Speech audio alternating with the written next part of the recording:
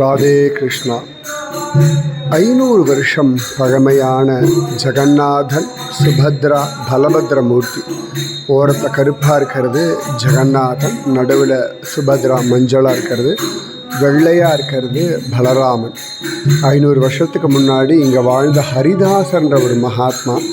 அவருக்கு புரி ஜெகநாதனை ரொம்ப பிடிக்கும். ஆனால் பிருந்தாவனத்தை விட்டு எங்கேயும் போக வேண்டாம். அதனால் அவர் அழுதார், ஜெகநாதா நீ பிருந்தாவனத்துக்கு வாயின். அப்போ நவகலேவரம்னு சொல்லிட்டு ஜெகநாதனுடைய மூர்த்தியை ஒரு 12 வருஷம் 19 வருஷம் ஒரு தடவை 2 ஆஷாடம் வரும்பொழுது மாற்றுவார். 2 ஆஷாட மாதம், சாந்திர மாத கணக்குப்படி. அப்போ அந்த பழைய மூர்த்தியை கேளு, நான் வரேன் அப்படின்னு சொல்லி இங்கேருந்து ஹரிதாசர் பிருந்தாவனத்துலேருந்து புரிக்ஷேத்திரம் போகிறார். புரிக்ஷேத்திரம் போகும்பொழுது அங்கே இருக்கிறவாள்லாம் சிரிக்கிறார். பழைய மூர்த்தியெல்லாம் நாங்கள் மண்ணில் புதைச்சிருவோம், அது கோயிலி பைகுந்தான் இன்றைக்கும் புரியில் இருக்குது, உனக்கெல்லாம் தரமாட்டோம்னு சொல்ல பகவான் கோச்சுண்டு பிரசாதம் எல்லாம் எடுத்துக்கல.